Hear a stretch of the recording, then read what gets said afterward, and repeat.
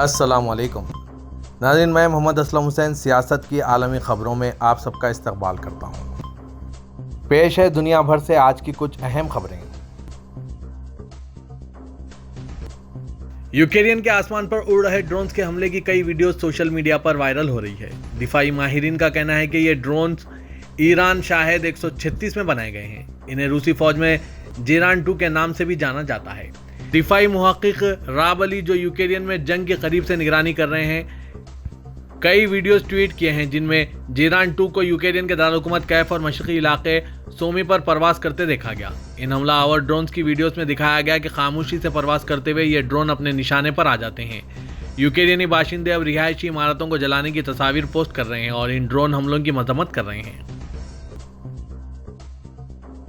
बरतानिया के नए वजीर खजाना जैमरी हिंद ने हंगामी मालियाती बयान में तमाम मुतनाज़ा टैक्स कटौतियों को वापस लेने के साथ साथ महंगे तोनाई के बिल सपोर्ट को कम करने का ऐलान किया।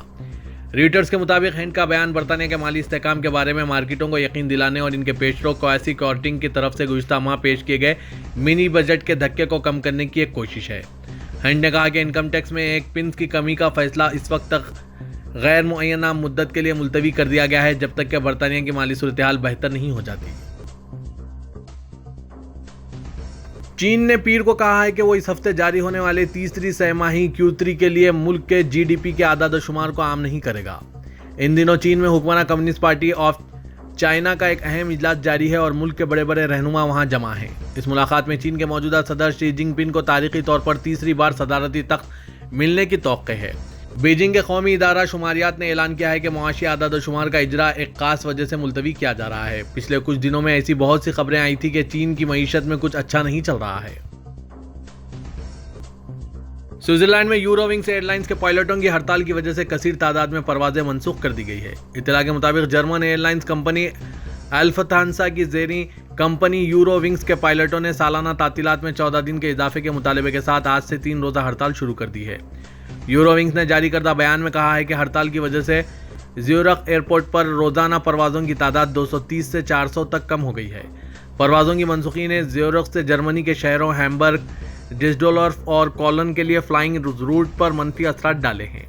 हड़ताल के बारे में जारी करदा बयान में यूरोविंग्स के फाइनेंस डायरेक्टर काई डोवे ने पायलटों से मुज़ाकराती मेज़ पर आने की अपील की और इजाफी तातीलात की यकीन दहानी करवाई है। जर्मनी की वज़ीर ख़ारजा एनालिना ने कहा है कि माहौलियाती तब्दीलियां रवां सदी का सबसे बड़ा सिक्योरिटी खतरा है। उन्होंने क्लेमबर्ग में मुनक़िदा यूरोपीय यूनियन वज़ीर ख़ारजा इजलास से कबल जारी करदा बयान में कहा है कि इजलास में हमने अपने हम मनसूबों के साथ ज़्यादा बेहतर माहौलियाती ख़ारिजा पॉलिसी के लिए कार्रवाई का आगाज़ किया है। एनालिना ने कहा कि माहौलियाती तब्दीलियां रवां सदी का बड़ा तरीन सिक्योरिटी खतरा है। माहौलियाती तहफ़्फ़ुज़ के लिए इख्तियार की जाने वाली हर तदबीर ग्लोबल अमन और बैनुल-अक़वामी सलामती में भी अहम किरदार की हैसियत रखती है।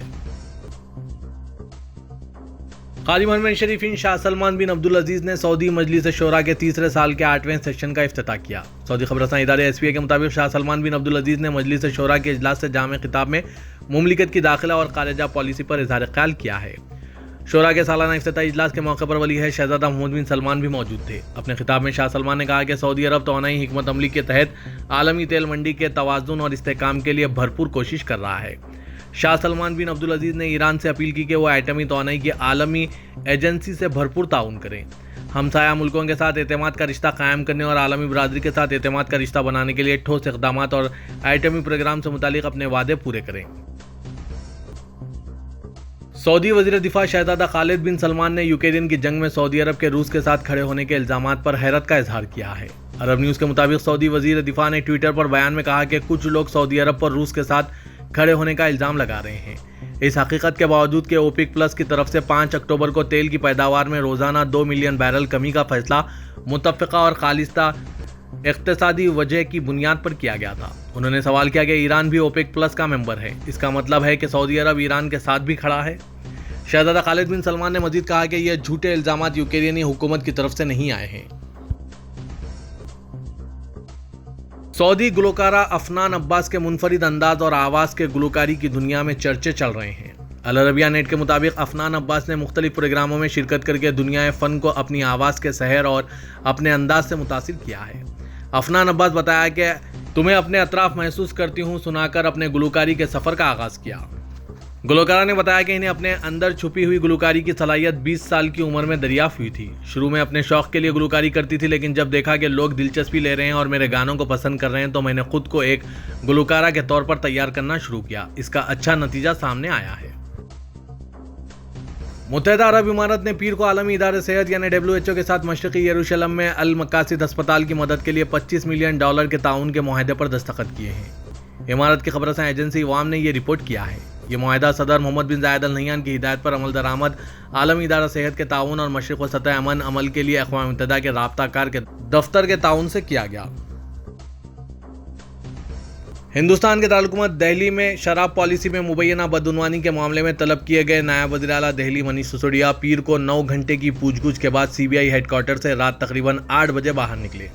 वो सुबह 11:13 पर CBI हेडक्वार्टर पहुंचे थे और यहां इनसे 11:30 बजे से पूछगछ शुरू हुई थी। हालांकि इन्हें लंच के लिए आधे घंटे का ब्रेक दिया गया था। सिसोदिया पहले राजघाट पहुंचे और उन्होंने महात्मा गांधी को खिराज अकीदत पेश किया। इनकी हिमायत में आम आदमी पार्टी कारकुनान दिल्ली की सड़कों पर उतर गए और CBI दफ्तर पर उन्होंने मुजाहरा किया। CBI ज़राए के मुताबिक सबसे पहले सिसोदिया के घर पर जो बयान हुए थे इसकी कॉपी इन्हें दिखाई गई। इसके बाद इसी मामले के दीगर मुलजिमीन विजय नायर और हैदराबाद के एक कारोबारी अभिषेक बोइनपल्ली, जिन्हें हाल ही में गिरफ्तार किया गया था, इनके बारे में मनीष सिसोदिया से पूछगछ हुई। ऐसा बताया गया है कि मुलजिम विजय नायर और अभिषेक दिल्ली की आबकारी की नई पॉलिसी बनाने वाली मीटिंगों में शामिल होते थे। इस बात की जानकारी मनीष सिसोदिया को हुई थी, लिहाजा इनके रिश्तों को लेकर भी पूछगछ हुई है।